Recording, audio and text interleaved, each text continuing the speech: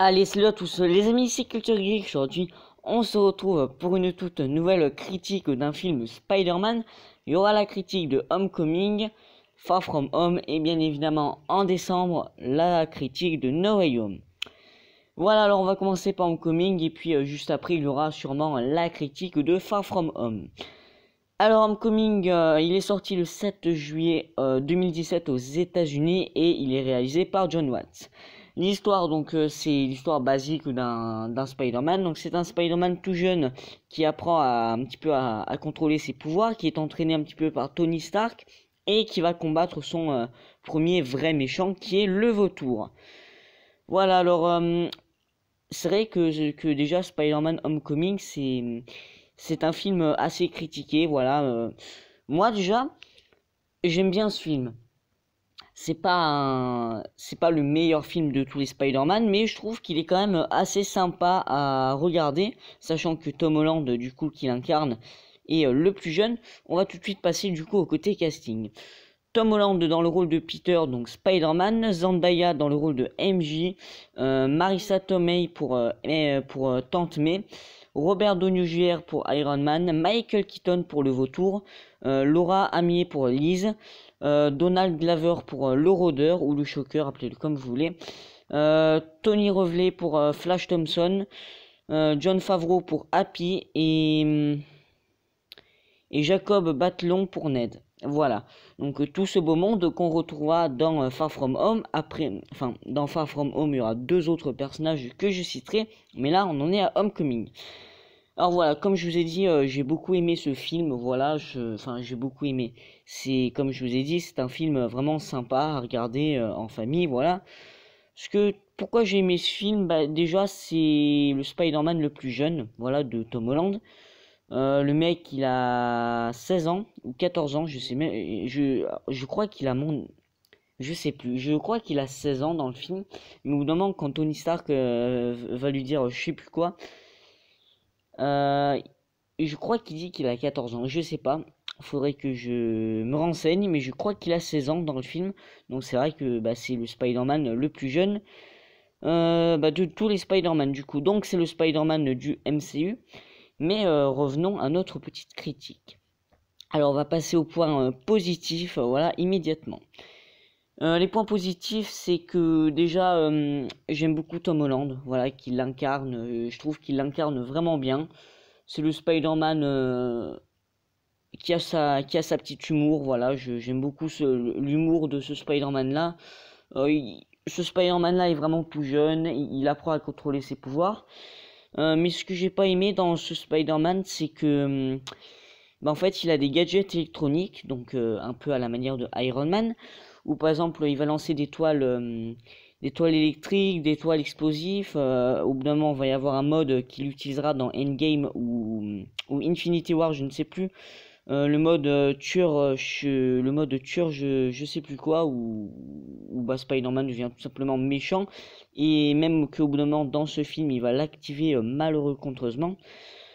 Mais voilà, c'est juste ça qui me déplaît, parce que pour moi le Spider-Man c'est juste des toiles d'araignée basiques, une super force, le sens d'araignée, puis c'est tout quoi. Il n'y a pas de toile d'araignée électrocutée ou je sais pas quoi.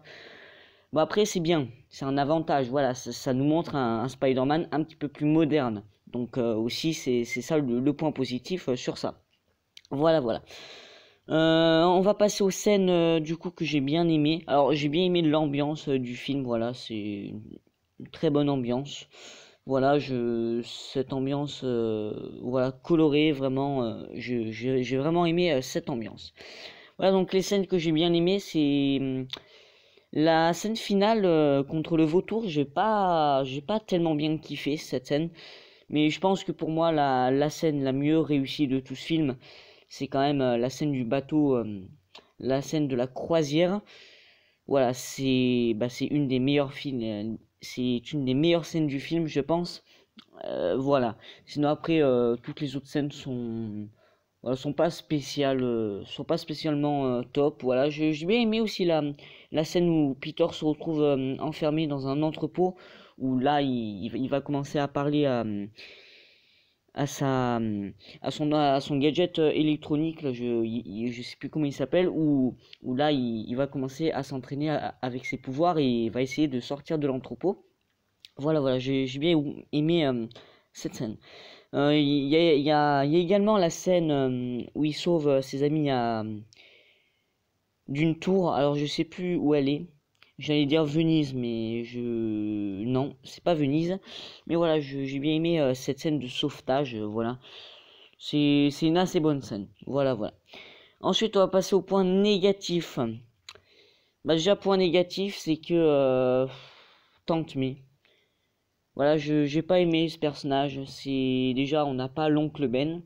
J'aurais beaucoup aimé voir l'oncle Ben, un petit peu comme tout le monde, comme tous les fans de Spider-Man. Mais voilà, oncle Ben qui est totalement absent du MCU. L'oncle Ben du MCU, c'est un petit peu Happy.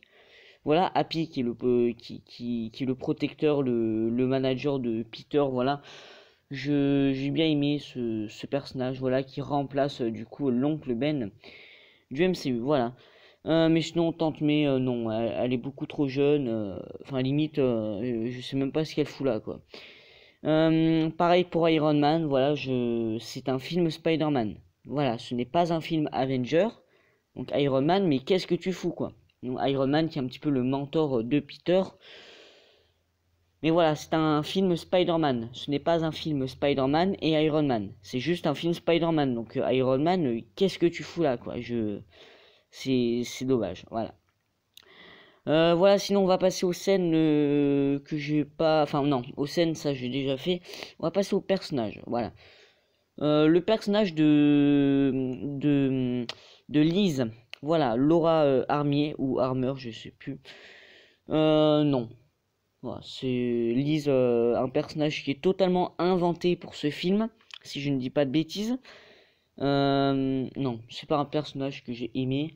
Donc Peter va être amoureux d'elle dans ce film et il va se trouver que bah, Liz est la fille du vautour, donc de Michael Keaton. Voilà, Adrienne Toomes. Voilà, donc c'est la fille du vautour. Et voilà, donc on sent qu'il y a une espèce de relation entre Peter et Liz. Et ben, au final,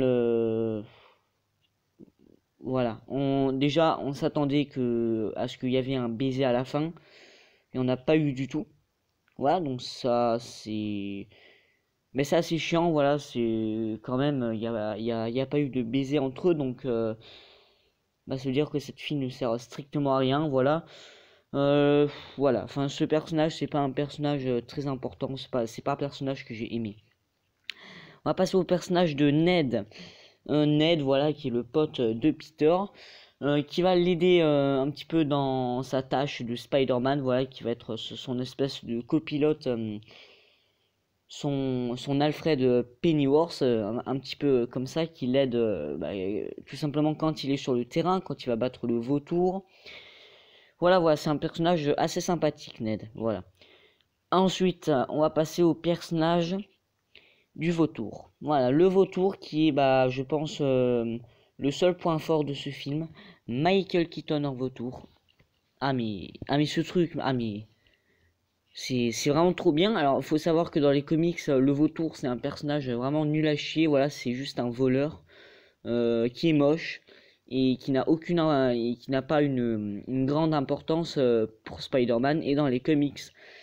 Et là, le mettre en méchant principal avec Michael Keaton, eh ben, c'était cool. Voilà, ça redonne un petit peu plus de vie au personnage du vautour.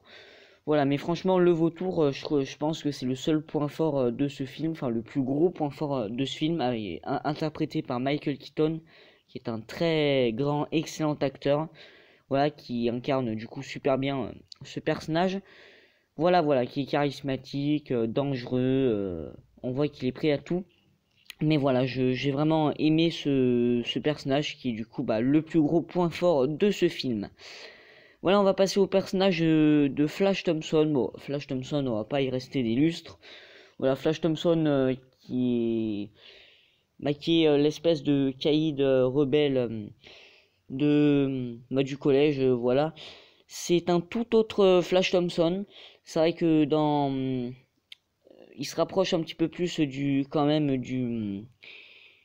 Flash Thompson de Tobey Maguire. Voilà, je cherche le nom. Voilà, ce Flash Thompson du MCU se rapproche un petit peu plus quand même du Flash du MCU. Non, du Flash de Tobey Maguire. Voilà, après, on va passer au personnage du Shocker, du Rôdeur, voilà. Le Rôdeur qui est un assez bon personnage, je trouve, qui est du coup le méchant secondaire un petit peu de ce film. Voilà, mais en tout cas, moi, c'est vraiment un très bon film, enfin, un très bon personnage.